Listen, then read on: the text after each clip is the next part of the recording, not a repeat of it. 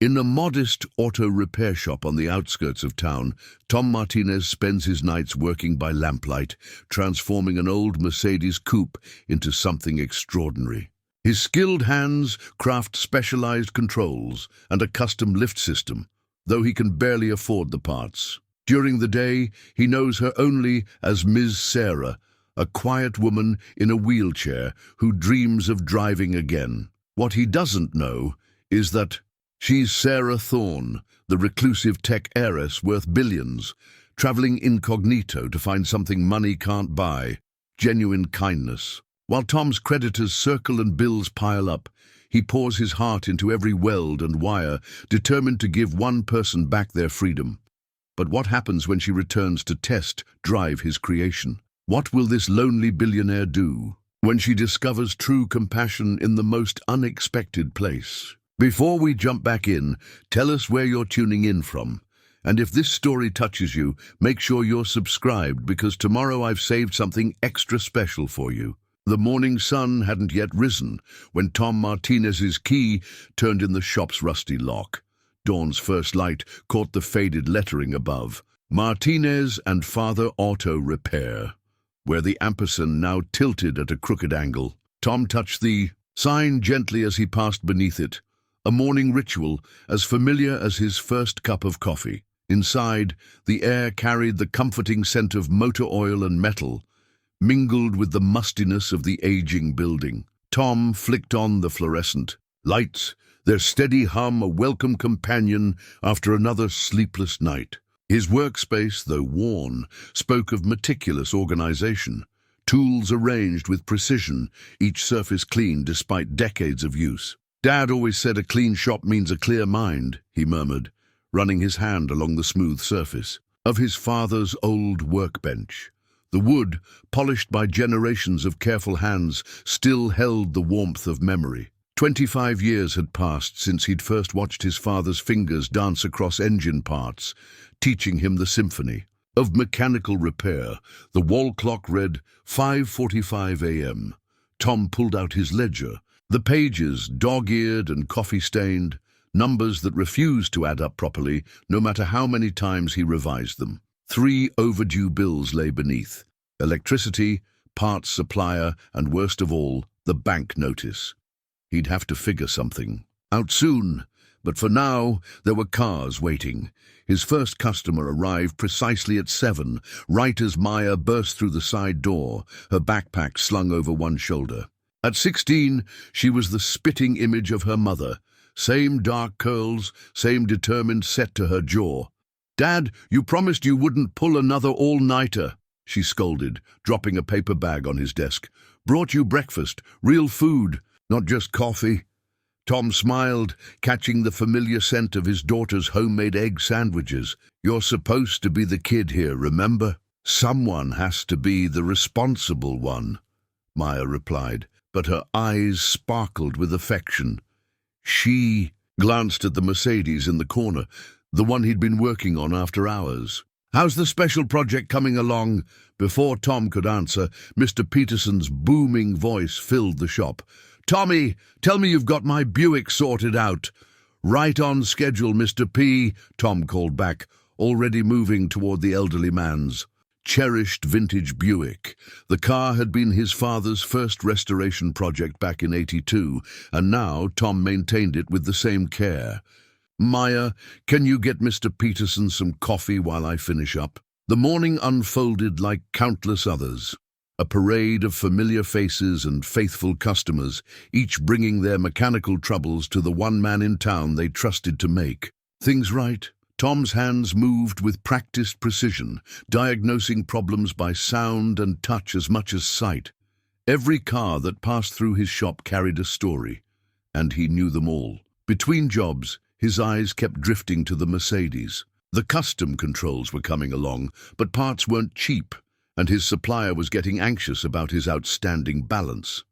Still, something about the project pulled at him, demanding his best work. The woman, Ms. Sarah, had appeared. 3 weeks ago, her wheelchair-accessible van, driven by her assistant. Her request had been simple: transform the classic coupe into something she could drive independently. Martinez and father always finds a way, he'd promised, echoing words his father had said countless times. The price he'd quoted was far below what the work was worth, but something in her eyes, a mixture of hope and resignation, had stopped him from naming a higher figure. Late afternoon brought Roy from the bank, his tie too tight and his smile too practiced. "Tom, we need to talk about the loan payments." "Roy, I know things are behind, but I've got some promising work lined up," Tom began, but Roy's raised hand cut him off. "The bank's been patient, Tom. Your father was a good man, and everyone respected him. But business is business. We need to see significant movement on this debt within 30 days, or we'll have to explore other options." After Roy left, Tom sat at his desk, head in his hands. Maya found him there an hour later when she returned from school. "Dad, what's wrong?" He looked up at his daughter, trying to smile. "Just grown-up stuff, sweetheart. Nothing for you to worry about." Maya perched on the edge of his desk, her expression serious beyond her years. "I'm not a little kid anymore. I know things are tough.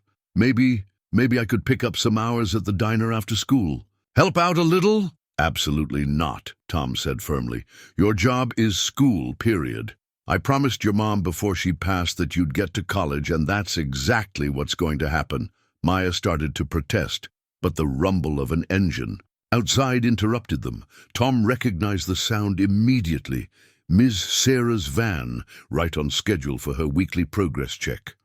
"We'll talk later," he promised Maya, already reaching for his jacket. "Right now, I've got work to do." As he stepped out into the gathering dusk, Tom squared his shoulders. The shop's problems would wait. Right now, someone needed his help, and that's what Martinez and father had always been about, helping people get back on the road, wherever that road might lead them. The sign creaked gently in the evening breeze, that crooked ampersand catching the last rays of sunlight. Tomorrow would bring its own challenges, but for tonight there was work to be done by lamplight, crafting something extraordinary for someone who dreamed of driving again. Sarah Thorne watched the world pass by through tinted windows as her van approached Martinez and Father Auto Repair. She'd spent the past hour rehearsing her story again. Sarah Webb, former teacher, living modestly on disability insurance. The lies felt heavy on her tongue, but necessity had taught her their worth. Trust, she'd learned, was harder to find than venture capital. The Mercedes 380 SL had been her father's pride and joy. In the 3 years since the accident that took her mobility and him, the car had sat untouched in her garage, a beautiful ghost gathering dust, until now. "Ms. Webb, are you sure about this place?" her assistant James asked as he maneuvered the van into the parking lot. "I could recommend several specialized modification shops in—" "This is the one," Sarah interrupted softly. She'd researched every shop within 100 miles, but something about Martinez and father had called to her. Perhaps it was the reviews, not the most numerous, but heartfelt testimonials spanning decades. Or maybe it was the photo on their modest website. Tom Martinez, sleeves rolled up, explaining something to an elderly customer with genuine warmth in his eyes. The shop's exterior matched its online presence, unpretentious but well-maintained. Sarah smoothed her simple cotton dress, checked that her grandmother's old watch was the only jewelry she wore, and nodded to James to help her with the wheelchair. Tom Martinez emerged from the shop as they approached, wiping his hands on a red shop rag. His eyes met Sarah's directly. No awkward glances at the wheelchair, no excessive solicitude. Just a straightforward, "Good evening, Ms. Sarah, ready to see how your car's coming along?" "Please," she smiled, feeling the familiar flutter of anticipation. Each visit revealed something new about the transformation taking place under his careful hands. Inside, the Mercedes sat in a pool of overhead light, its classic lines unchanged but its purpose slowly evolving. Tom wheeled her right up to the driver's side, explaining his latest modifications with quiet enthusiasm. "See this bracket here? Custom fabricated it myself. The hydraulic lift system will mount here, giving you clear access to the seat while maintaining the car's balance. Had to modify the frame a bit, but she's still solid as ever. Sarah leaned forward, genuinely fascinated. You actually made that piece? My father believed in fabricating what you couldn't find, Tom explained, a note of pride in his voice. Said any fool could order parts from a catalogue, but a true mechanic creates solutions. He demonstrated the mock-up of the hand controls, his movements precise and patient. Sarah found herself watching his hands, strong, capable hands that spoke of years of skilled labor. They reminded her of her father's hands, always slightly stained with ink from his engineering drawings. The challenge, Tom continued, is integrating everything smoothly without compromising the car's character.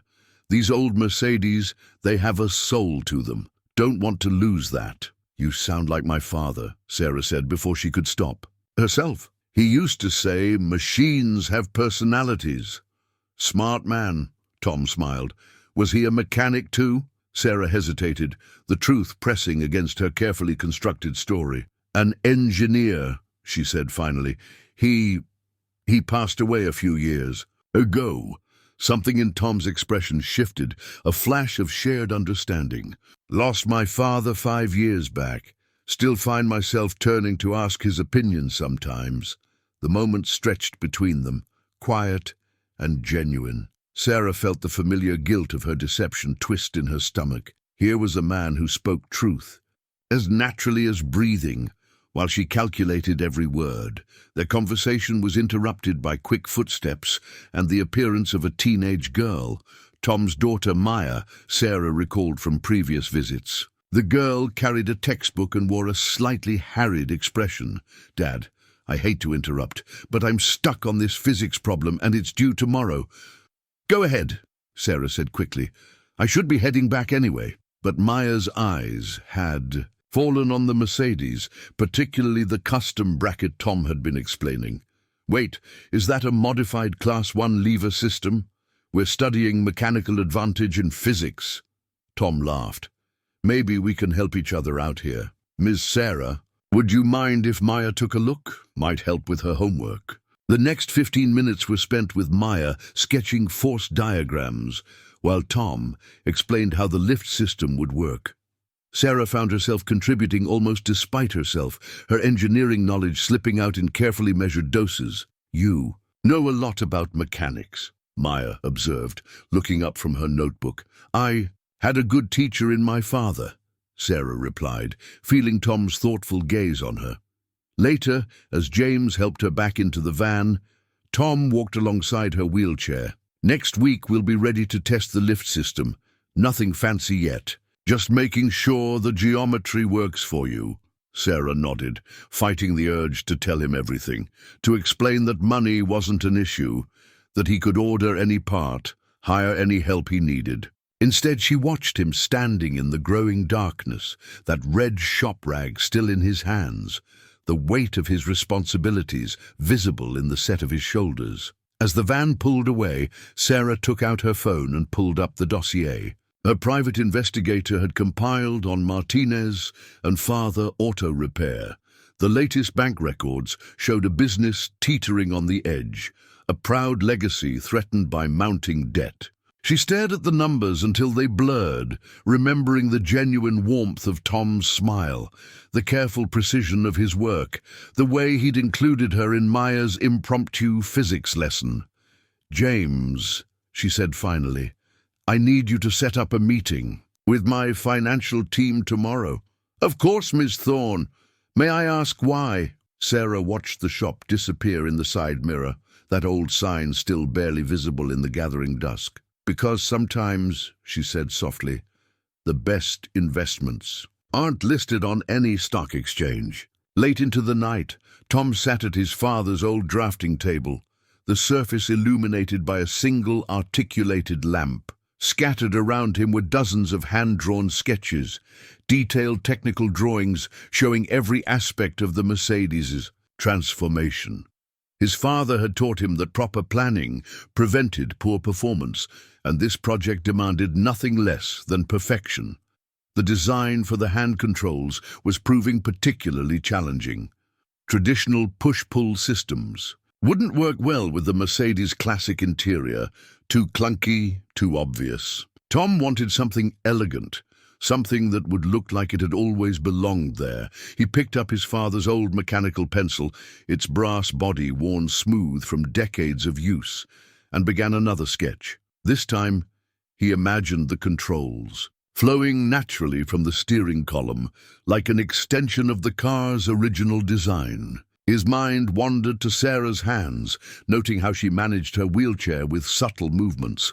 The controls needed to match that intuitive grace. A soft knock interrupted his concentration. Maya stood in the doorway, 2 mugs of coffee in hand. "It's past midnight, Dad," she said, setting one mug beside him. "You know what Mom used to say about your midnight engineering sessions." Tom smiled, accepting the coffee. "Nothing good happens after midnight except inspiration. Your mother always did understand me too well." Maya pulled up a chair, studying. "The drawings. These are beautiful, like something from those old engineering textbooks in the office. Your grandfather taught me that a good drawing is like a road map. It shows you where you're going and how to get there." Tom pointed to his latest sketch. "See how this lever integrates with the steering column. The trick is making it feel natural, like it's part of the car's soul. Is that why you're putting in all these extra hours? To make it perfect?" Tom set down his pencil, considering his answer. "You know how some customers just touch you? There's something about Miss Sarah, the way she looks at that car, like it's more than just metal and chrome, like it's a piece of herself she lost and wants back." Maya nodded thoughtfully. "I noticed that too. When she was helping me with my physics homework, the way she explained things, it reminded me of my teachers who really love what they do." The next morning brought fresh challenges. Tom's parts supplier, Eddie, showed up personally, instead of sending his usual delivery driver.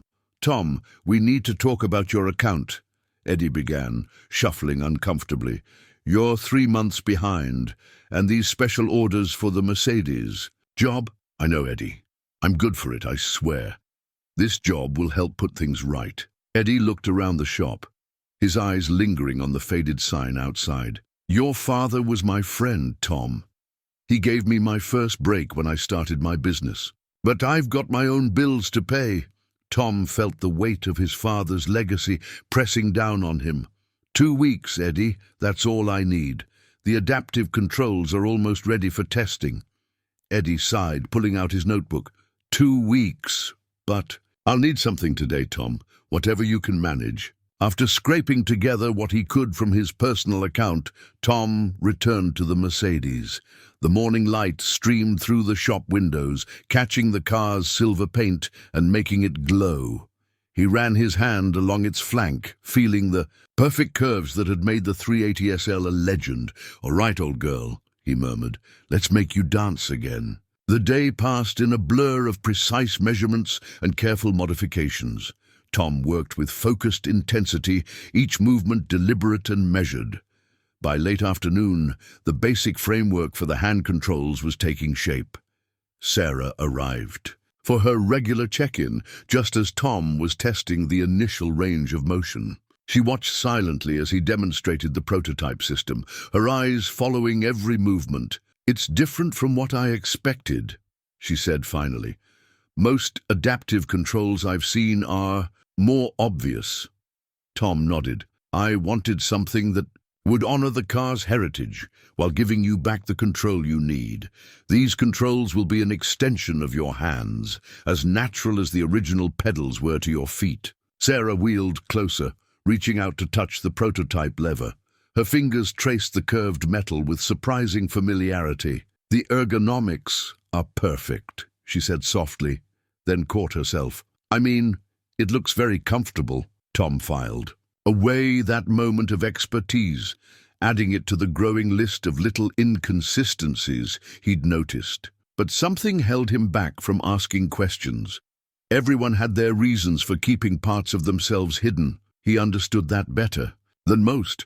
Instead, he focused on showing her the next phase of modifications. Once we've got the hand controls perfected, we'll start on the lift system. I've designed it to be nearly invisible when not in use, just a subtle panel that flows with the car's lines. As they discussed the details, Tom noticed how Sarah's entire demeanor changed when talking about the technical aspects of the project. Her eyes lit up with understanding, and her suggestions were invariably insightful. It was like watching someone slowly come alive, piece by piece, with each visit to the shop. By the time Sarah left that evening, Tom had filled several more pages with notes and refinements to his designs. The project was taking shape, becoming something more than just another job. It was becoming a promise, not just to Sarah, but to himself and his father's memory. A promise that Martinez and Father Auto Repair could still work miracles, one careful modification at a time. In her penthouse apartment, Sarah sat in her state-of-the-art wheelchair, staring at the wall of screens, displaying Thorne Technologies' global operations. Market projections, development timelines, and acquisition proposals scrolled endlessly, demanding decisions worth millions. But her thoughts kept drifting back to a humble auto repair shop and the honest eyes of a mechanic who saw only Ms. Sarah, the former teacher. "Your 3 p.m. board meeting starts in 10 minutes, James reminded her, setting down a fresh cup of tea. "Shall I connect you remotely?" Sarah wheeled away from the screens. "Cancel it. Tell them I'm conducting field research for our adaptive technology division." It wasn't entirely a lie. Every visit to Martinez and Father taught her something about practical accessibility that her R&D team's focus groups had missed. Tom's intuitive approach to the Mercedes modifications had already inspired 3 patent applications, filed quietly through subsidiary companies. She moved to the window, her reflection ghosting against the city skyline, the simple cotton dress she wore to the shop hung in her closet, a costume for a role she was finding increasingly difficult to play. Beside it, her usual designer wardrobe seemed like it belonged to another person entirely. The accident had changed everything. 3 years of surgeries and rehabilitation had taught her that money couldn't fix everything, couldn't make doctors work miracles. But it had also shown her how wealth shaped people's reactions. The careful sympathy, the calculated helpfulness, the constant awareness of her status, even before her disability, her father had understood. In his last moments, trapped in their ruined car, he had squeezed her hand and whispered, "Remember, Sarah girl, true worth isn't in what we own, but in what we create for others." She'd built Thorne Technologies' adaptive technology division in his memory, but somewhere along the way, spreadsheets and profit margins had replaced the pure joy of engineering she'd shared with him, until she'd found Martinez and Father. Sarah pulled up the latest report from her private investigator on her tablet. Tom's financial situation was worse than she'd initially realized. The bank was preparing to foreclose, and his parts supplier was on the verge of cutting him off. Yet he'd spent his own money on premium materials for her car, choosing quality over profit margins. Her wheelchair hummed softly as she moved to her private workshop, where a duplicate set of Tom's hand-controlled designs lay on her own drafting table. She'd spent hours analyzing them, marveling at their elegant simplicity. His instinctive understanding of ergonomics matched anything her highly paid design team had produced. "James," she called, making a decision. "Have legal draw up preliminary papers for a small business acquisition, and contact our friends at First National about acquiring a specific loan portfolio." "The auto shop?" James asked carefully. He'd worked with her long enough to read her intentions. "Not an acquisition," Sarah corrected. "An investment. But keep it quiet. I need to understand something first." "And what's that, Ms. Thorne?" Sarah touched the simple mechanical pencil sketch showing Tom's innovative lift system design. "I need to know if someone can still see the real me underneath all these layers I've built. If kindness can be genuine when status and wealth aren't." "Part of the equation," James stepped closer, his voice gentle. "And if Mr. Martinez passes this test?" Sarah looked up, remembering the way Tom's eyes lit up when explaining his modifications, the pride in his voice when speaking of his father, his patient encouragement of Maya's curiosity. "Then maybe I'll finally find someone who sees Sarah at first and Thorne second, someone who understands that some things are worth more than money." She turned back to the city lights, her fingers tracing the worn armrest of her wheelchair, the one she used at the shop, deliberately chosen for its simplicity. "For now, though, I'm just Miss Sarah, trying to reclaim a piece of herself through the magic worked in a humble garage by honest hands." The stack of unpaid bills on Tom's desk had grown thick enough to cast a shadow. Final notice stamps blazed in angry red across most of them, each one a ticking clock counting down to disaster. He'd been juggling accounts for months, robbing Peter to pay Paul, but now there weren't even pennies left to juggle. The morning's mail had brought the worst news yet. A formal notice from the bank announcing their intent to initiate foreclosure proceedings. 30 days. After 3 generations, Martinez and Father Auto Repair could disappear in just 30 days. "Morning, Mr. Martinez." Carlo's cheerful voice cut through Tom's dark thoughts. The teenager had been coming by every morning for weeks, watching Tom work on the Mercedes while waiting for his school bus. "How's the lift system coming along?" Tom managed to smile, tucking the notices into his drawer. "Making progress, Carlo. Want to take a look?" Carlo's eyes lit up as Tom showed him the latest modifications. The boy had a natural mechanical aptitude that reminded Tom of Maya at that age. "See how this bracket distributes the weight? Engineering isn't just about making things work, it's about making them work gracefully. Like a dance," Carlo nodded, understanding immediately. "My abuela says the best machines have rhythm." "Your grandmother's a wise woman." Tom demonstrated the smooth motion of the prototype lift, every part working in harmony with every other part. If only his finances could work so harmoniously. The parts for Sarah's car had eaten deeply into his emergency reserves, but he couldn't bring himself to regret the quality of materials he'd chosen. Some things you simply couldn't compromise on. The morning rush brought its usual parade of minor repairs and oil changes, bread and butter work that kept the lights on, or used to, before parts costs had skyrocketed and customers had started stretching their maintenance intervals to save money. By afternoon, even his most loyal customers could sense something was wrong.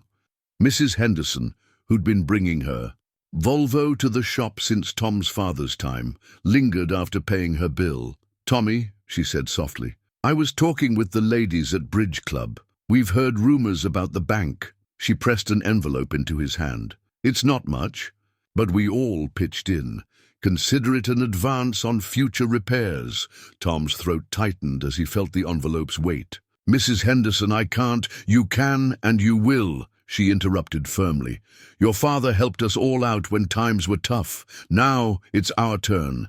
The envelope contained nearly $2,000 in cash, a generous gesture that touched his heart, but barely dented the mountain of debt he faced. Still, it reminded him that Martinez and Father had always been more than just a business. It was part of the community's fabric. Later, while replacing a timing belt, Tom heard Maya's voice raised in argument with someone out front.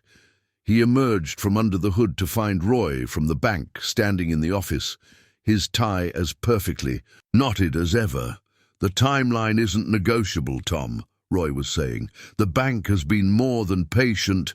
"Patient," Maya interrupted, her voice sharp with teenage indignation. "My dad works harder than anyone I know. He's helped half the people in this town keep their cars running when they couldn't afford repairs elsewhere." "Maya," Tom said quietly, "homework time." She started to protest but recognized his tone. With a final glare at Roy, she grabbed her backpack and retreated to the office. "She's right about one thing," Roy said after she'd gone. You do good work, Tom.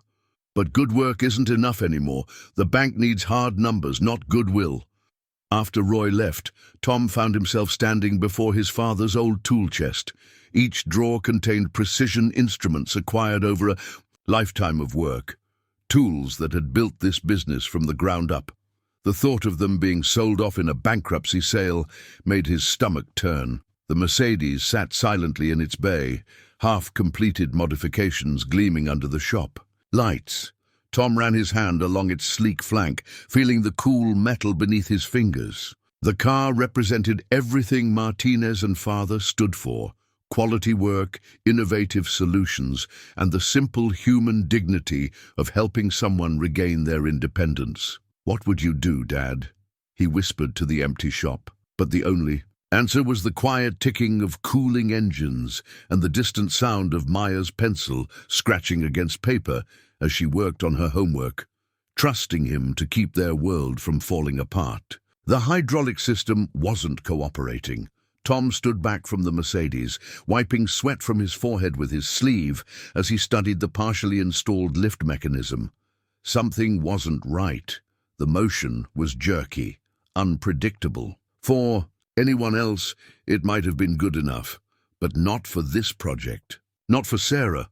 The shop was quiet, the kind of silence that only exists in the deep hours of night. A half-empty cup of coffee had gone cold on his workbench, and the clock on the wall showed just past midnight. The prototype lift arm hung suspended over the driver's seat like a mechanical question mark. "Talk to me," Tom murmured to the car, an old habit learned from his father. "What am I missing?" He played the lift through its motion again, watching the hydraulic lines flex and stretch. The problem revealed itself in subtle vibrations, micro shudders that meant resistance where there should be smooth flow. Tom pulled out his father's old notebook, its pages yellow with age and spotted with oil stains. Among the handwritten notes and diagrams, he found what he was looking for: a section on hydraulic system harmonics.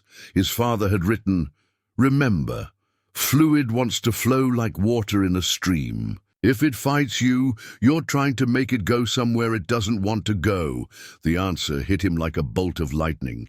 He'd been thinking about the lift system as a mechanical problem, but it was really about flow dynamics, the hydraulics. Lines needed to follow natural curves, not the angular paths he'd originally designed. Working with renewed energy, Tom began redesigning the hydraulic routing. He curved the lines gracefully around existing structures, like a river finding its path through a landscape. Each bend and transition was carefully calculated to maintain constant pressure without restriction. "Dad would love this," he whispered, making another adjustment. The solution was elegant in its simplicity, no extra parts needed, just a better understanding of how things wanted to work naturally. As he worked, Tom's mind wandered to Sarah's latest visit. She had watched him demonstrate the original prototype with such focused attention, her eyes following the movement of each component. There had been something in her expression, not just interest, but understanding, like she could see the mathematics behind the motion. The new design took shape under his hands. By 3 a.m, Tom had completely reimagined the hydraulic system. The lift arm now moved with liquid grace, rising and falling in one smooth motion. He tested it repeatedly, making minor adjustments until the action was perfect. But the hydraulics were only part of the challenge. The hand controls needed to work in harmony with the lift system, creating a seamless transition from wheelchair to driver's seat.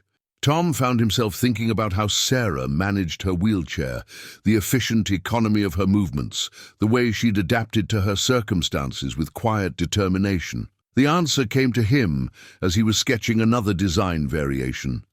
The controls needed to adapt to her, not the other way around.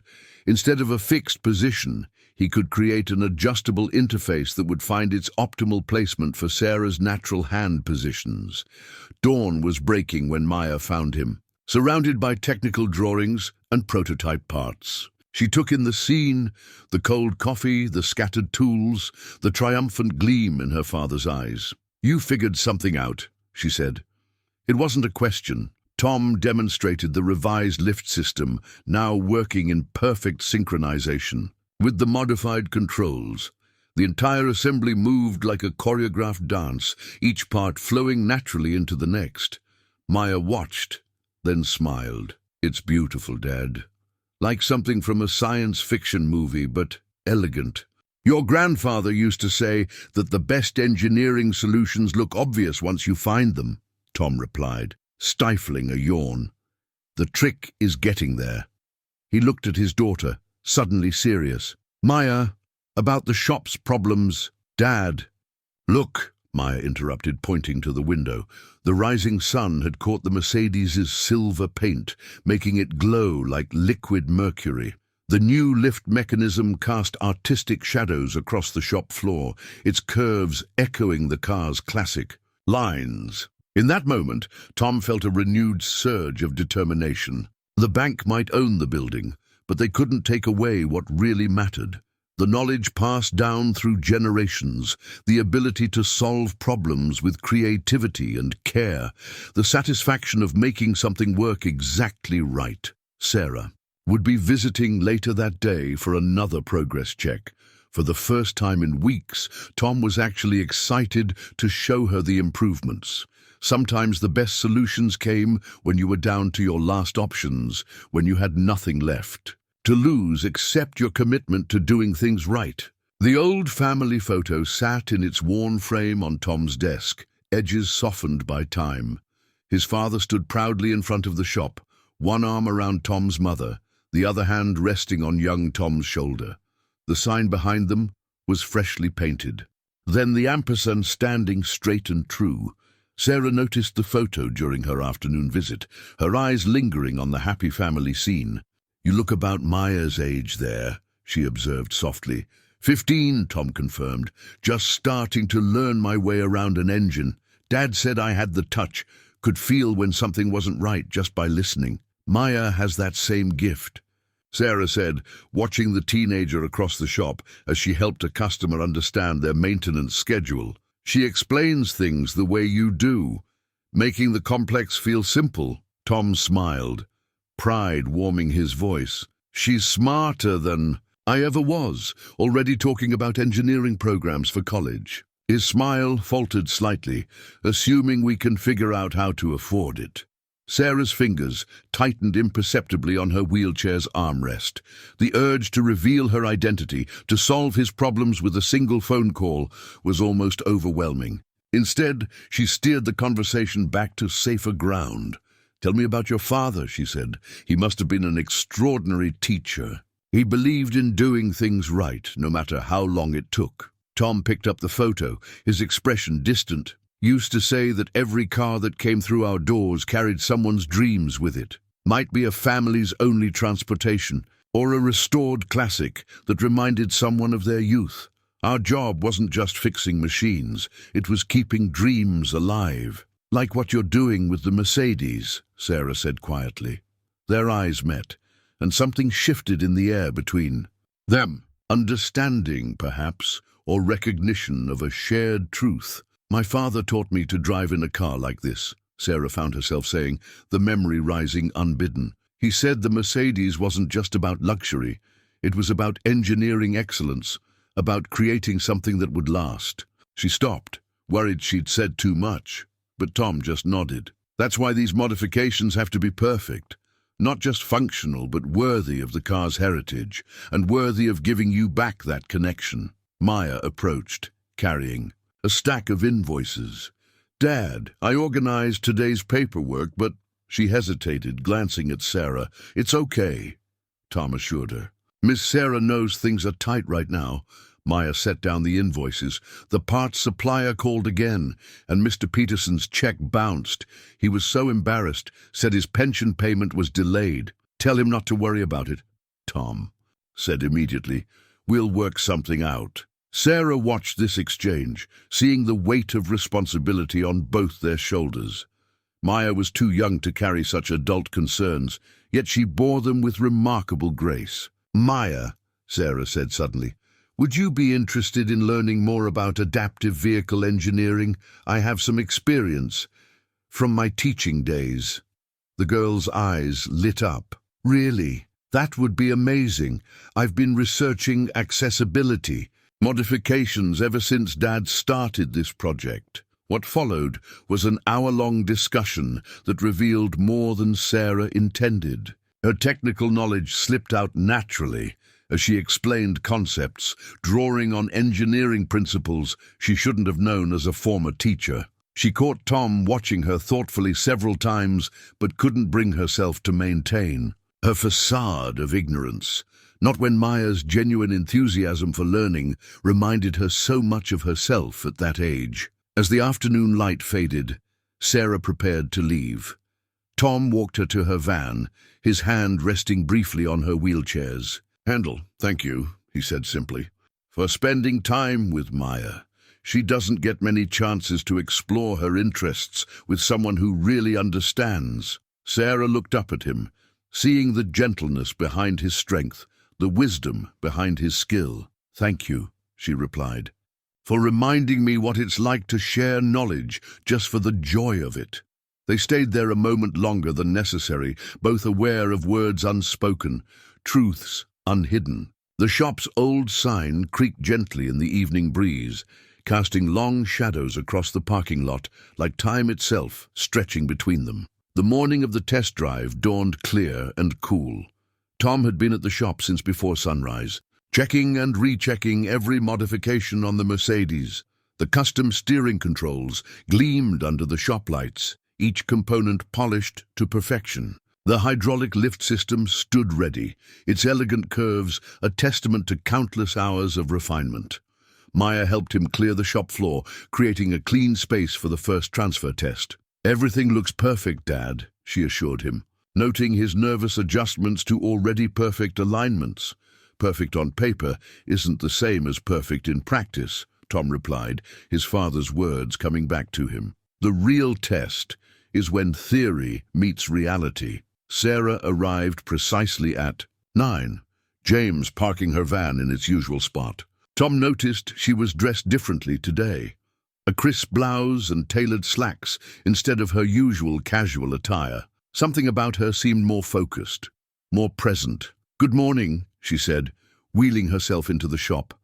Her eyes went straight to the Mercedes, taking in the completed modifications. "It looks incredible." Tom walked her through each new feature, explaining the controls and safety systems. Sarah listened intently, asking detailed questions that revealed her deep understanding of mechanical systems.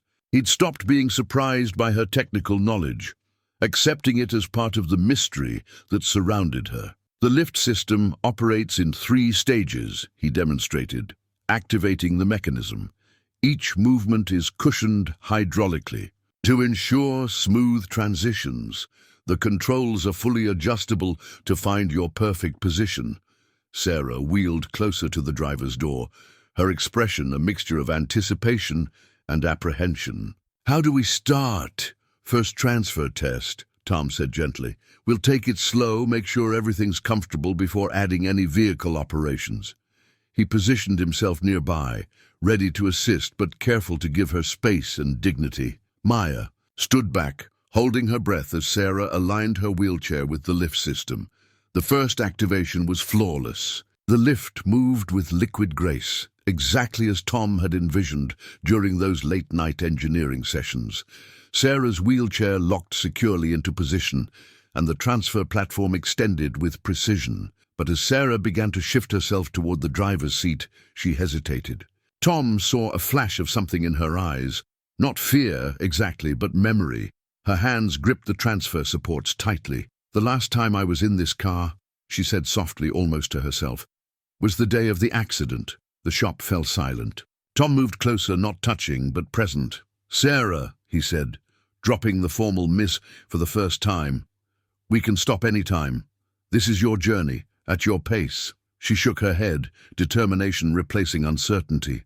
"No, I need to do this. I need to—" She took a deep breath. "I need to find myself again." The transfer resumed.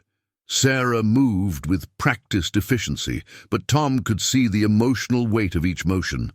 When she finally settled into the driver's seat, Her hands found the custom controls naturally, as if they'd been designed specifically for her grip, which Tom realized they had been. "How does it feel?" he asked, watching her explore the new interface. "Like coming home," Sarah whispered. Her fingers traced the steering wheel, the modified controls, the familiar dashboard, but home with new furniture. Tom smiled at the analogy. "Want to start her up?" Sarah's hand moved to the key, then paused. "Tom, thank you, not just for the modifications, but for understanding what this means." He nodded, recognizing the depth of trust she was showing. "Ready when you are." The Mercedes engine came to life with a purr.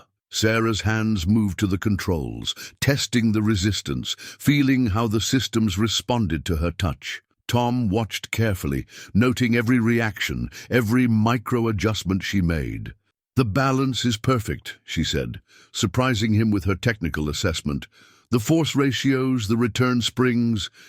It's exactly what I would have." She caught herself, but Tom filed away another piece of the puzzle that was Sarah. They spent the next hour making minor adjustments, fine-tuning the controls to her preferences. Sarah's confidence grew visibly with each successful operation.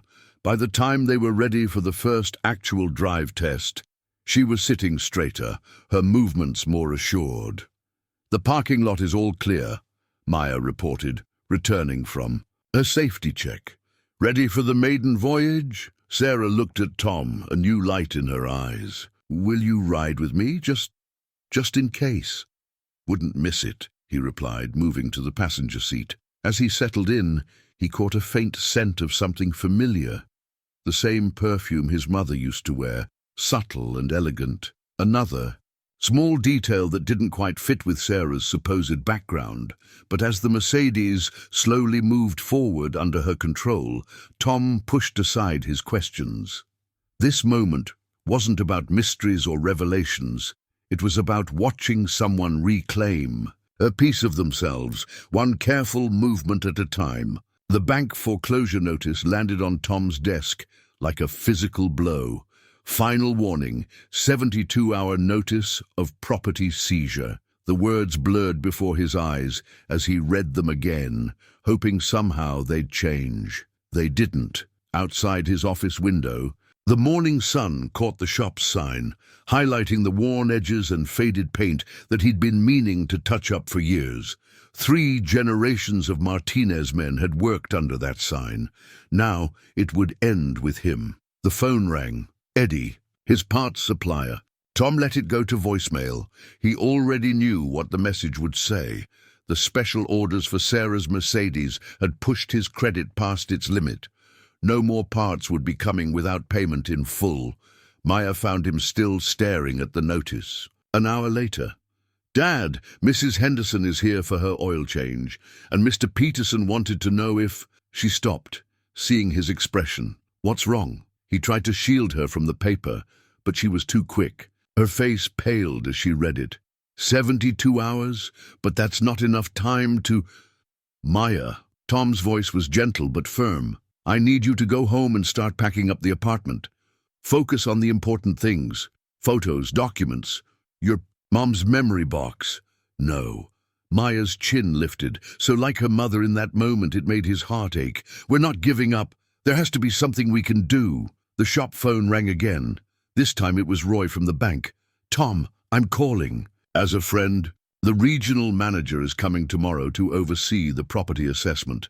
If you can show some significant payment or a concrete business plan—" "I understand," Tom said quietly. "Thank you for everything, Roy." He spent the morning working, through his regular appointments, trying to maintain a brave face for his long-time customers. Each familiar car that rolled into the shop felt like saying goodbye to an old friend.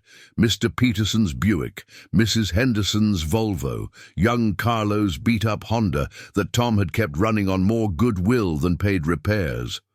By afternoon, word had spread through the small community. People started dropping by, not for repairs, just to talk, to share memories, to thank him.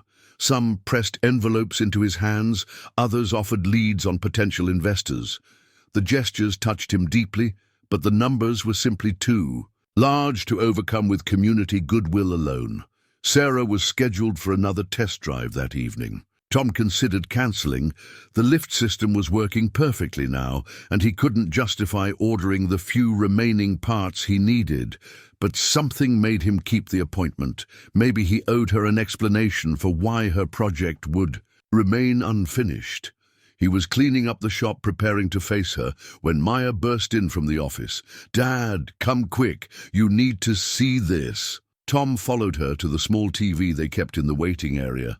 A news report was showing footage of a sleek corporate headquarters. Thorne Technologies' revolutionary new adaptive vehicle control system announced today. The company's CEO, Sarah Thorne, demonstrated the prototype personally. The image switched to a woman in an elegant wheelchair, speaking to reporters outside a modern research facility. Tom's coffee cup slipped from suddenly numb fingers, shattering on the floor. It was Sarah. His Sarah, but transformed. Designer clothes, professional styling, radiating corporate authority. She was demonstrating a control system eerily similar to the one he'd designed for her Mercedes. "The patent was filed 3 weeks ago," Maya said quietly, holding up a printout of the technical documents. "Right after you finished the prototype." Tom felt the floor shift beneath his feet. Every lingering question about Sarah suddenly made horrible sense. Her technical knowledge, her careful vagueness about her past, the subtle hints of refinement she couldn't quite hide. "She used us," Maya whispered. "Used you. Stole your design to—" "No." Tom's voice surprised them both with its firmness. "There has to be more to it. Sarah wouldn't—" But he couldn't finish the thought.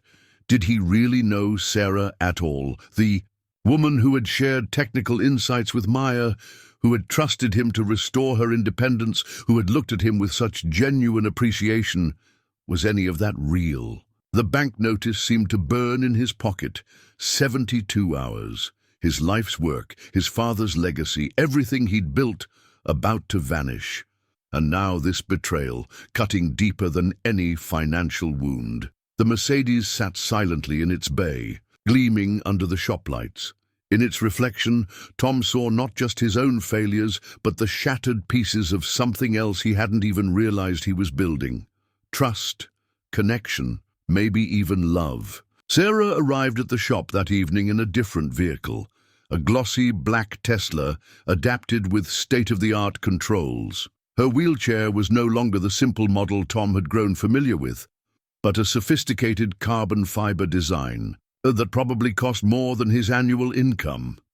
James, her assistant, looked uncomfortable as he helped her down the vehicle's built-in ramp. Tom stood in the shop doorway, Maya slightly behind him. The setting sun cast long shadows across the parking lot, the old sign creaking softly in the evening breeze. "I can explain," Sarah said quietly, wheeling herself forward. She pulled an ID card from her jacket. Not the worn teacher's ID she'd shown before, but a sleek corporate badge. "My name is Sarah Thorne. I'm the CEO of—" "We know," Maya interrupted, her young voice tight with hurt. "We saw you on the news. Saw your patent filing, too." Sarah flinched at the accusation in Maya's tone. "The patent isn't what you think. If you'll let me—" "Why?" Tom's single word cut through the tension. He hadn't moved from the doorway, his expression unreadable in the gathering dusk. Sarah wheeled closer, her practiced corporate poise cracking.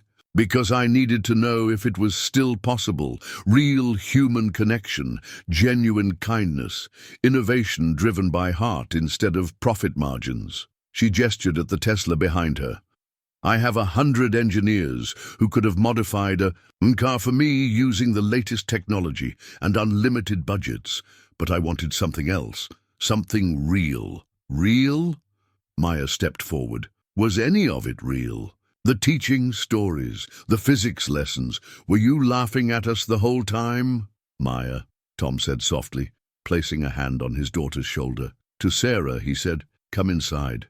We should talk." The shop felt different in the evening light. The Mercedes sat silently in its bay, a chrome and steel witness to everything that had passed between them. Sarah's eyes were drawn to the family photo on Tom's desk, still in its worn frame. "I never lied about what matters," she said. "My father really did teach me to drive in a Mercedes like this one. He really did die in the accident that took my mobility. Everything I shared about loving mechanics, about wanting to drive again, that was all true. And the patent." Tom's voice was carefully neutral. Sarah reached into her bag and withdrew a thick envelope. "It's in your name, Tom. You and Martinez and Father Auto Repair are listed as the primary inventors. Thorne Technologies is registered only as a licensing partner."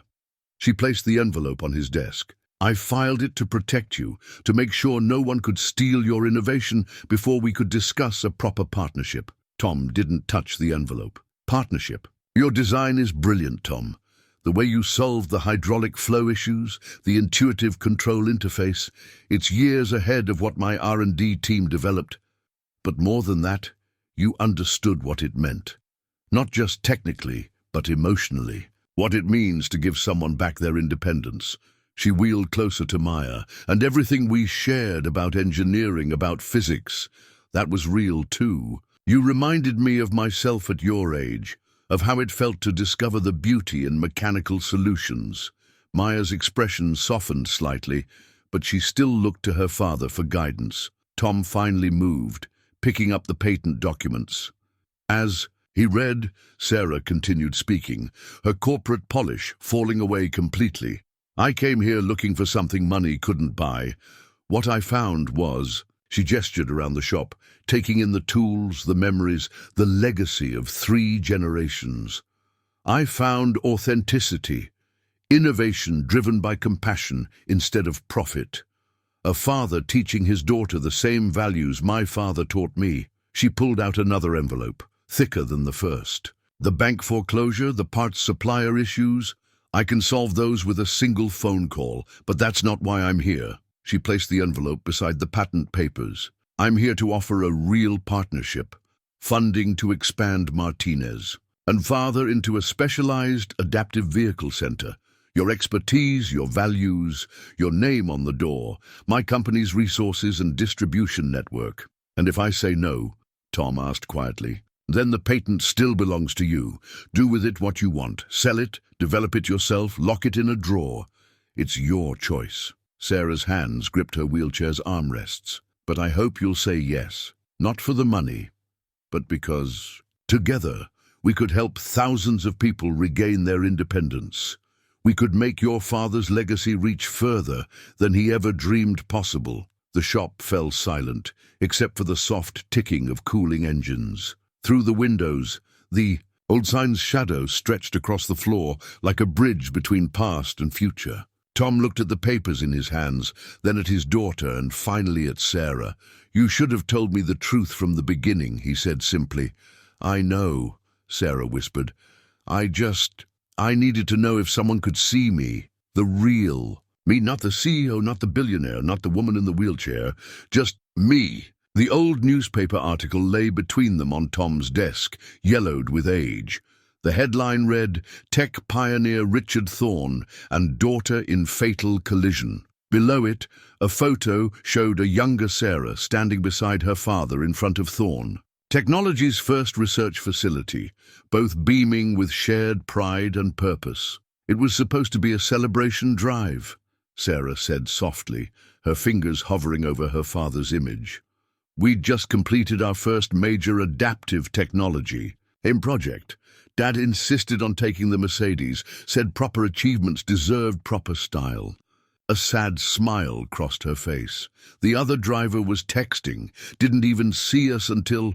Tom studied the photo, seeing the echo of his own relationship with his father in Sarah and Richard's expressions. "My dad used to say that cars carry our stories with them.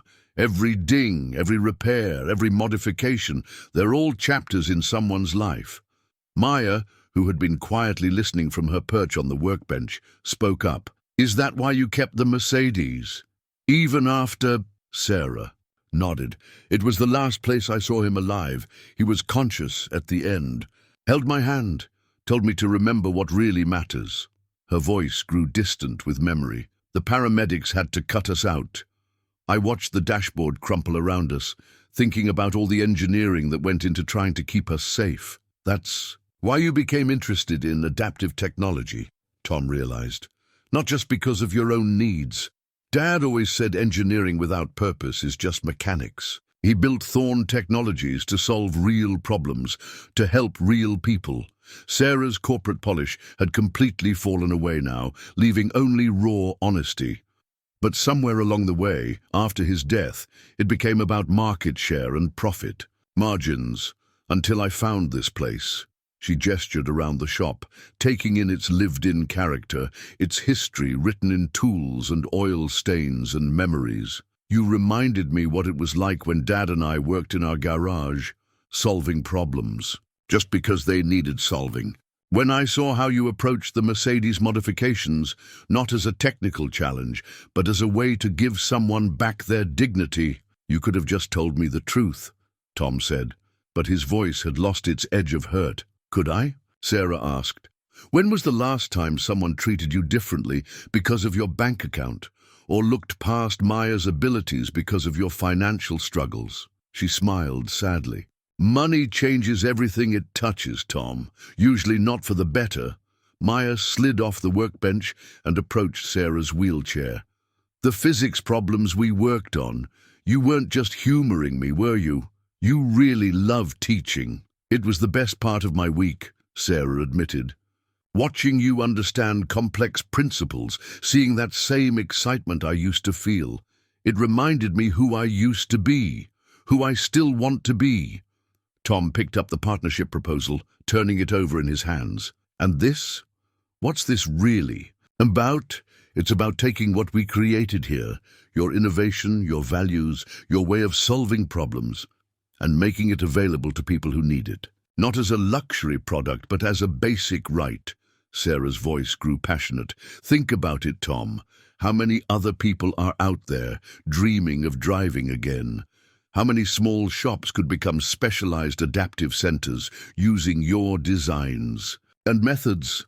She paused, then added softly, and maybe it's about something else too. About two people who lost their fathers, but kept their dreams alive.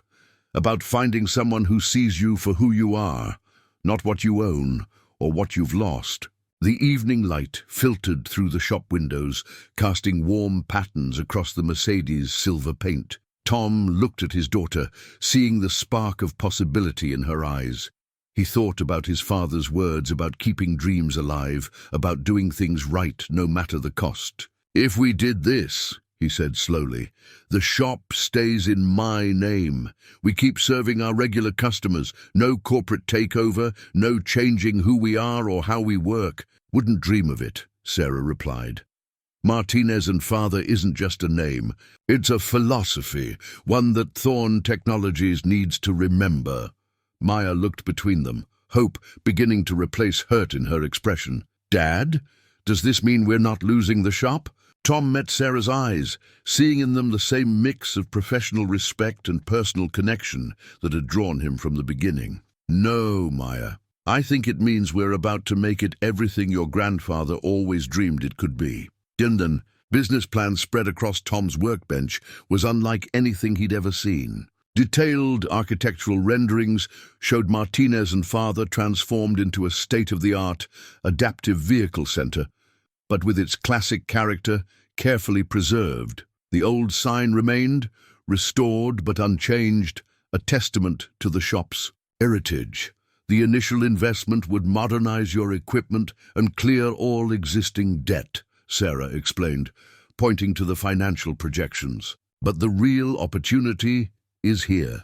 She indicated a section titled Training and Development Center. You want to teach other mechanics? Tom asked, studying the plans. I want you to teach them, Sarah corrected. Your approach to adaptive modifications is unique, Tom. You consider the whole person, not just the technical requirements. That's something that can't be learned from a manual. Maya leaned over the drawings, her eyes bright with excitement. Look, Dad, a proper engineering station with 3D modeling capabilities. And this space here could be a customer consultation area where people can discuss their specific needs. The shop would serve as a prototype, Sarah continued. Once we perfect the training program here, we can help other independent garages expand into adaptive modifications. Create a network of certified centers, all operating with your methodology. Tom ran his hand over the architectural plans, feeling the texture of possibility beneath his fingers. And my regular customers, the Petersons and Hendersons, who've trusted us for generations, they stay, Sarah said firmly. That's non-negotiable. Martinez and Father maintains its identity as a community shop. We just expand its capabilities. She smiled. After all, that's how your father built this business, one relationship at a time. James, who had been quietly taking notes, spoke up. The legal team has drafted a partnership agreement that protects both parties' interests. You'd retain full operational control of the shop, Mr. Martinez. Thorne Technologies would provide funding, technical support, and distribution networks. Tom looked at Sarah. And your role in all this? Partner and first customer, she replied. The Mercedes project proved we work well together. I'd like to continue that collaboration, developing new solutions for other drivers with different needs. She paused, then added softly, if you'll trust me again. Maya had moved to the Mercedes, her hand resting on its perfectly curved fender. We could help so many people, Dad, just like you helped Ms. Thorne. Sarah, the CEO insisted. Please, I've had enough of pretense. Tom picked up the partnership agreement, its legal language a stark contrast to the elegant simplicity of his father's old ledgers. This is a lot to process. Everything would change. Not everything, Sarah countered. Your values, your expertise, your connection to this community. Those stay exactly as they are. What changes is your ability to reach more people who need your help. She wheeled herself to the Mercedes, joining Maya. When I first came here, I was looking for something I thought I'd lost. The pure joy of engineering solutions, of solving problems, not because they're profitable, but because they matter. She looked at Tom. I found that, and something more. I found someone who reminded me of who I used to be, before spreadsheets and board meetings buried the engineer in me. Tom thought about his father, about the lessons learned at his side, about doing things right, about keeping dreams alive. He looked at Maya, seeing in her eyes the same passion for problem-solving that had driven him at her age. The training center, he said slowly. It would need someone who understands both the technical and human aspects. Someone who can teach others to see beyond the mechanics. Sarah nodded. Someone like Maya, perhaps. After she finishes her engineering degree, of course. Maya's head snapped up. Me? The scholarship program is outlined on page 12, James mentioned, hiding a smile. Tom felt something shift inside him. Not the ground crumbling as it had seemed to lately, but rather pieces falling into place. He picked up his father's old mechanical pencil, its brass surface worn smooth by generations of dreams and determination. We'll need to review every detail, he said. Make sure we're not losing sight of what Martinez and Father has always stood for. Of course, Sarah agreed. We'll take it step by step, just like building the perfect lift system. The evening light caught the Mercedes' chrome trim, sending reflections dancing across the shop walls. Tom watched them, remembering all the times. He'd seen similar patterns as a boy, learning at his father's side. Now it was his turn to take those lessons and build something new. Maya, he called, get your notebook. If we're going to do this, we're going to do it right. His daughter's smile was brighter than any blueprint's promise of the future.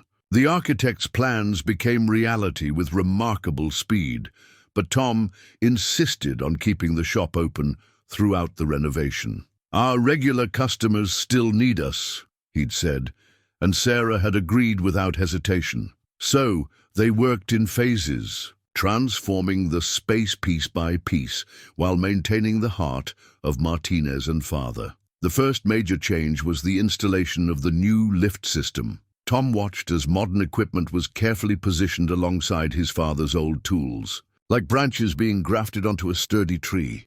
The contractors, hand-picked by Sarah, showed the same respect for the shop's heritage that she did. "We're ready for the sign," the project manager announced one morning. Tom stepped outside to watch as craftsmen carefully removed the old Martinez and father sign, its weathered surface telling decades of stories.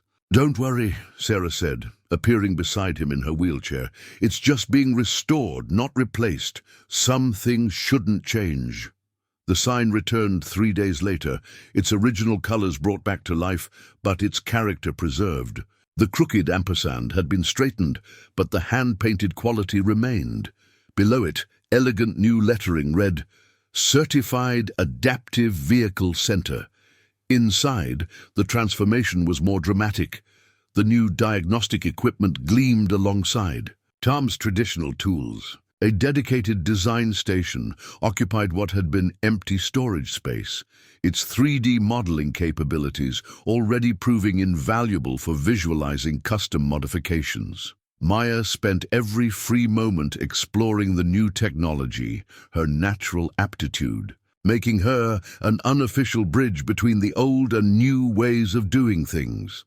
Tom often found her explaining the shop's traditional methods to Sarah's technical team, or demonstrating new equipment to their longtime customers. "Mr. Peterson, look!" she called out one morning, showing the elderly man a 3D rendering of his beloved Buick.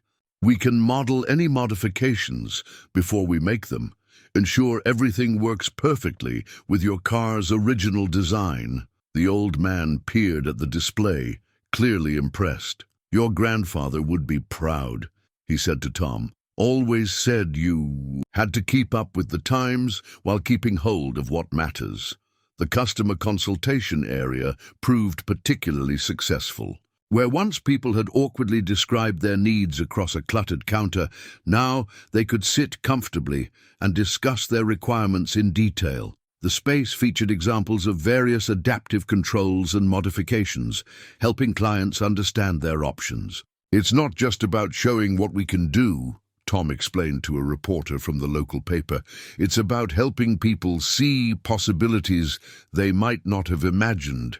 Sarah spent more time at the shop as the transformation progressed, often working alongside Tom on particularly challenging modifications. Their collaboration had evolved into something seamless, her theoretical knowledge combining perfectly with his practical experience. "Watch this," she said one afternoon, demonstrating a refinement to their original control system. "If we adjust the response curve here," her hands moved confidently over the controls, the years of corporate leadership falling away to reveal the engineer underneath. Tom noticed she'd stopped using her deluxe wheelchair during these working sessions, preferring the simple model she'd first arrived in. When he commented on it, she smiled. "This one reminds me of who I am in this shop. Just another problem solver trying to make things work better."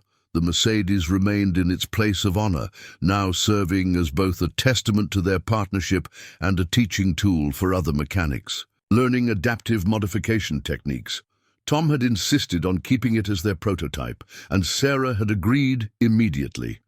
"Besides," she'd said, running her hand along its gleaming flank, "this car has earned its place here. It brought us together, didn't it? The community's response to the changes exceeded everyone's expectations. Word spread quickly about the shop's new capabilities, bringing in clients from surrounding states.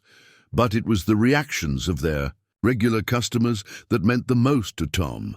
Mrs. Henderson summed it up best after bringing her Volvo in for its regular service. "It's different," she said, looking around at the modernized space, "but it still feels like Martinez and father. Still feels like home." One evening, after the last customer had left, Tom found Sarah sitting in the Mercedes, her hands resting lightly on the modified controls.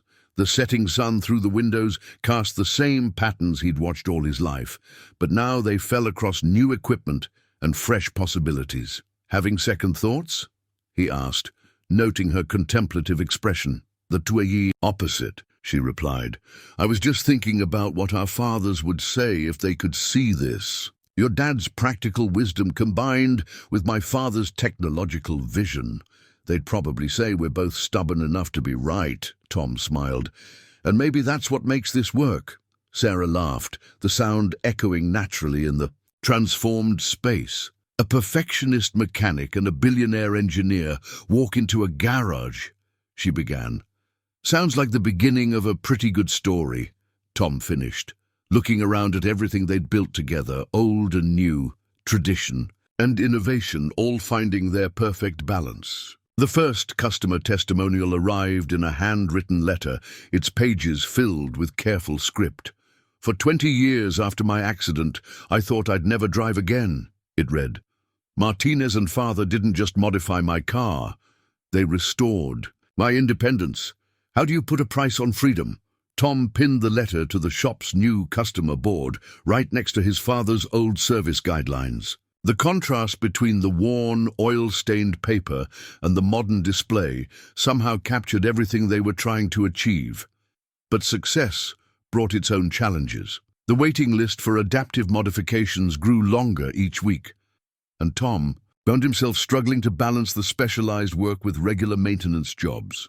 He refused to turn away his longtime customers, even as the demand for adaptive services increased. We need to hire more mechanics, Sarah said one morning, reviewing the schedule. At least 2, maybe 3. Tom looked up from the carburetor. He was rebuilding for Mr. Peterson's Buick. Finding people with the right skills is one thing. Finding people with the right attitude, that's different. You can teach skills, Sarah replied. Values, understanding, the ability to see the person behind the technical requirements, that's what we need to look for. They found their first new hire in an unexpected place. Carlo, the teenager who had watched Tom work on the Mercedes, introduced them to his older sister, Elena. She'd been working at a corporate chain garage, her natural talent hidden behind rigid corporate procedures. My brother told me how you modified Ms. Thorne's car, Eleanor said during her interview. How you made it beautiful, not just functional. That's the kind of work I want to do. The second addition came through Sarah's connections. A former military mechanic named Marcus, who had specialized in rehabilitating vehicles for wounded veterans. His experience proved invaluable, but more importantly, he shared Tom's philosophy of taking time to understand each client's specific needs. Maya took on the role of training coordinator, creating detailed documentation of their procedures while maintaining the human touch that made Martinez and father special. Her natural teaching ability emerged as she helped the new team members understand not just the how, but the why of their approach. The lift mechanism isn't just about angles and hydraulics, Tom overheard her explaining to Elena one day. It's about dignity, about making someone feel like they're just another driver, not a problem to be solved. But not everything ran smoothly. Some corporate clients, referred through Thorne Technologies, expected instant results and standardized solutions. They didn't understand why each modification required extensive consultation and custom work. We can't rush this, Tom insisted during a particularly tense meeting with a luxury car dealership representative. Every client is different. Every solution needs to be personalized. Sarah backed him completely. If you want assembly line modifications, there are other shops for that. Martinez and father does things differently. The pressure to expand faster, to standardize their processes, to become more efficient, was constant. Tom sometimes found Sarah in the shop late at night, working on paperwork, fighting her own corporate board to maintain their vision. Maybe they're right, she said one evening, exhaustion clear in her voice. Maybe we can't scale personal attention and customize solutions. Tom wheeled her away from the desk and toward the Mercedes. Remember your first test drive? How it felt when everything worked exactly right? When the car became an extension of yourself? Sarah's hand found the familiar controls, a smile touching her lips. Like coming home. That's what we're giving people. Not just modified vehicles, but a piece of themselves back. Tom gestured to the wall of customer letters, each one telling a story of renewed independence. You can't standardize that. The shop's new training program began to take shape, combining technical expertise with the human understanding that made their work special. Other independent garages sent mechanics to learn, and Tom found himself sharing not just technical skills, but his father's wisdom about keeping dreams alive. Elena proved particularly adept at the careful balance between innovation and tradition. One afternoon, she showed Tom a modification she'd designed for a client with limited hand mobility. I studied the way you integrated the controls in Ms. Thorne's Mercedes, she explained, how you made them feel natural, like they belonged. Then I thought about how this client holds his coffee cup, the specific way he grips things, and designed around that. Tom smiled, recognizing his father's philosophy in her words. The shop was growing, changing, becoming something new, but its heart, its essential purpose, remained unchanged. They weren't just fixing cars, they were helping people rebuild their lives, one careful modification at a time. The local newspaper article captured it perfectly. Martinez and Father, where innovation meets compassion. The front page story featured a photo of Tom and Sarah working together on an adaptive steering system, their heads bent close in concentration, the shop's restored sign visible in the background. It's not about the technology, Tom had told the reporter. It's about listening to each person's story, understanding their needs, and finding solutions that feel natural to them. The article went on to describe their unique approach, highlighting how they'd maintained the shop's community roots while expanding its capabilities. The story caught the attention of the adaptive vehicle community nationwide. Soon, other publications wanted to feature their work. But it was a visit from Dr. Harrison, head of rehabilitation at the Regional Medical Center, that truly showed the impact they were making. I've been working with patients for 30 years, the doctor said, watching Elena demonstrate their latest modification techniques. I've never seen adaptive vehicles that so perfectly match each individual's capabilities and needs. Your work isn't just about transportation, it's about restoration of self. Sarah, who had been quietly observing from her wheelchair, spoke up. That's all Tom. He taught us to see beyond the mechanical challenges. No, Tom corrected, that's us. Your engineering expertise combined with our practical experience. It works because we both understand what it means to honor someone's dignity while solving their problems. The doctor's visit led to a formal partnership with the rehabilitation center. Soon, occupational therapists were consulting with them during the modification design process, creating solutions that integrated perfectly with their patients' therapy. Goals. Maya thrived in this collaborative environment. Her natural ability to bridge the technical and human aspects of their work made her an invaluable liaison between the medical professionals and the shop's team. She started developing a standardized assessment process that still allowed for personalized solutions. Look at this, she said one afternoon, showing Tom and Sarah a tablet-based evaluation system she'd created. It helps us document each client's specific needs and preferences, but it's conversation-based, not just checkboxes. We're building a knowledge base while keeping the human connection. The success stories accumulated. A former concert pianist, her hands damaged by arthritis, driving again with custom-designed controls that drew on her musical muscle memory. A teenager with cerebral palsy taking his first solo drive in a car, modified to work with his unique movement patterns. Each solution was different, each one perfectly tailored to its user. Word spread through the disability community. People started traveling from other states, even other countries, to consult with them. The waiting list grew longer, but Tom insisted on maintaining their standards. We're not an assembly line, he reminded his team during a staff meeting. Every person who comes through that door has a story, and our job is to understand it before we start turning wrenches. Sarah's corporate board finally began to understand the value of their approach. The data was undeniable. Their client, Satisfaction rates were unprecedented, and the innovative solutions developed at Martinez and Father were advancing the entire field of adaptive vehicle technology. They wanted quick profits, Sarah told Tom after a board meeting. We showed them something better, sustainable success built on genuine human connection. The Mercedes that had started it all became something of a legend in the adaptive vehicle community. Clients would ask to see it, drawing inspiration from its elegant solutions. Tom kept it in perfect condition, occasionally letting Sarah take it for a drive when she needed to remind herself how far they'd come. One quiet evening, after the day's work was done, Tom found Sarah sitting in the Mercedes, running her hands over the controls they'd designed together. "Remember when you first came here?" he asked, leaning against the car's door. "Pretending to be just another customer?" She smiled. "I was looking for something authentic in a world of corporate polish. Found more than I bargained for."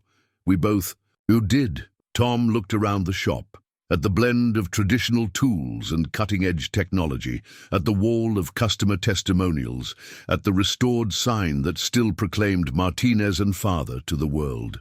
"Dad used to say that every car carries dreams with it. I never understood just how right he was until we started this." Through the windows, they could see Eleanor working late, teaching Carlo some basic diagnostic techniques while he waited for his sister's shift to end. Maya was in the office, video conferencing with a medical team about a particularly challenging case. The shop hummed with purpose, with innovation, with humanity. "We're not just fixing cars anymore," Sarah said softly. "We're fixing broken pieces of people's lives." "No," Tom corrected her again, smiling. "We're giving them the tools to fix themselves. That's always been the real magic of Martinez and Father." The expansion blueprints covered Tom's workbench, showing ambitious plans for the future.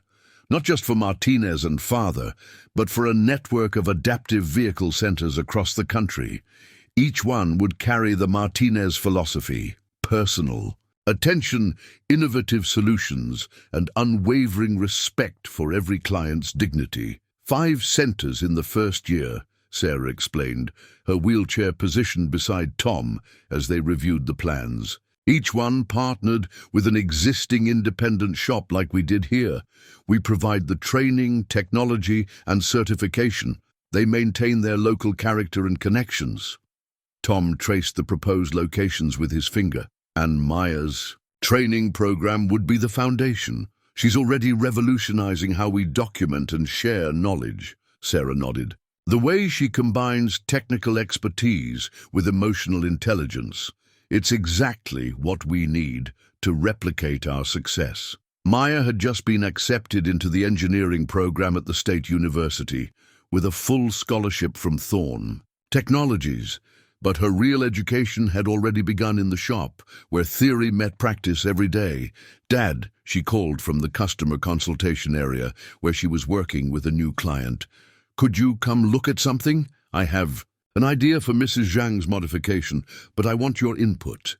Tom watched his daughter confidently explain her concept, using the 3D modeling system to illustrate her points. She had her mother's grace and his father's intuitive understanding of mechanics. But more than that, she had developed her own unique ability to see both the technical and human dimensions of every challenge. "The standard approach would be a left-hand control system," Maya explained, "but notice how Mrs. Zhang naturally rests her right arm. If we modify the design this way..." Her hands moved over the controls, adjusting the virtual model. "Perfect," Tom said softly, seeing both the technical elegance and the human consideration in her solution. "To Mrs. Zhang," he added, "you'll be working with the best engineer in training I know." Later that evening, after the clients had gone home and the day shift had ended, Tom found Sarah in their shared office, no longer the cramped space it had once been, but still maintaining its comfortable, lived-in feel. She was reviewing applications from shops interested in joining their network. "How do we make sure they understand," she asked without looking up, "that this isn't just about installing equipment and following procedures?" Tom settled into the chair beside her desk, a chair that had gradually become his spot during their evening planning sessions. "We show them. Bring them here. Let them see how we work. Let them feel the difference it makes." Sarah set down the applications, turning to face him. In the soft evening light, she looked more like the Sarah who had first come to his shop than the corporate CEO she showed the world. "We've built something remarkable here, haven't we?" "We have," Tom agreed. "Something our fathers would be proud of." The moment stretched between them, comfortable and full of unspoken understanding. Their partnership had evolved into something neither had expected, a shared vision that went beyond business, beyond innovation, beyond even their initial goals. Elena's voice from the shop floor broke the moment. She was working the evening shift, teaching Marcus some of the finer points of their custom control systems. The sounds of tools and quiet instruction filtered through the office windows, accompanied by the familiar scents of oil and metal. "I have a confession," Sarah said suddenly. "That first day, when I chose Martinez and father for the Mercedes modification, it wasn't just random chance. I'd read every review, studied every shop in a 100-mile radius. But what convinced me was a video on your website." "We had a website?" Tom asked, surprised. Sarah laughed. "A very basic one. But it had this clip of you explaining to an elderly customer why you'd chosen to repair rather than replace his car's fuel injection system. The care in your voice, the respect you showed, that's what I was looking for." Tom remembered that video. Maya had insisted on recording it for their minimal online presence. "Found what you were looking for then?" "More than that," Sarah said softly. "Found where I belonged, where we could build something that matters." Through the office window, they could see the shop sign illuminated against the darkening sky. Below it, the new Adaptive Center certification gleamed, but the old Martinez and father lettering still took pride of place. Like everything else they'd built together, it honored the past while embracing the future. The new sign went up on a crisp autumn morning. Martinez Thorne Adaptive Automobiles, nestled beneath the original Martinez and father lettering. It wasn't just a name change, it was a testament to how two different worlds had come together to create something extraordinary. Tom stood in the parking lot, watching the sunrise catch the polished letters. Sarah wheeled up beside him, no longer playing any role except herself. The morning light touched the Mercedes parked in its special spot, their first project, now a symbol of everything they'd built together.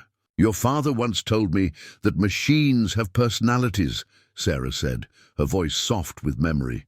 "He was right, but it's the people behind them that give them soul." Inside, the shop was coming alive for another day. Elena was training a mechanic from their newest partner garage in Minnesota, while Marcus coordinated with the rehabilitation center about an upcoming client. Maya, home from engineering school for the weekend, was already deep in discussion with a client about their specific needs. The wall of customer testimonials had grown into an inspiration board, filled with photos of people behind the wheels, of their modified vehicles. Each picture told a story of renewed independence, of dignity restored, of dreams kept alive. "We did good, didn't we?" Tom asked, though it wasn't really a question. Sarah reached for his hand, their fingers intertwining. "Naturally. We did better than good. We honored our father's legacies while building our own." Through the windows, they could see Mr. Peterson pulling up in his meticulously maintained Buick, right on schedule for his monthly checkup. Some things hadn't changed, and never would, if Tom had anything to say about it. "Ready to start another day?" Sarah asked, her eyes bright with the same enthusiasm she'd shown during that first test drive. Tom smiled, thinking of all the lives they'd touched, all the stories yet to unfold. The shop had grown far beyond his father's dreams, yet somehow remained exactly what it was always meant to be, a place where problems found solutions, where innovation served humanity, where dreams got the chance to drive again. "You know what Dad always said," Tom replied, holding the door for Sarah's wheelchair. "Every morning brings a new chance to make something work better." The Mercedes caught the morning light, its modified controls gleaming with promise. In its reflection, they could see not just their past, but their future, a future built on trust, innovation, and the simple human dignity of helping people find their way back to independence. Together, they moved into the shop, ready to write the next chapter of their story, one careful modification at a time. The old sign creaked gently in the morning breeze, its restored ampersand standing proud and straight, connecting past to present, father to son, innovation to tradition, and two people who had found in each other exactly what they needed to keep dreams alive and moving forward.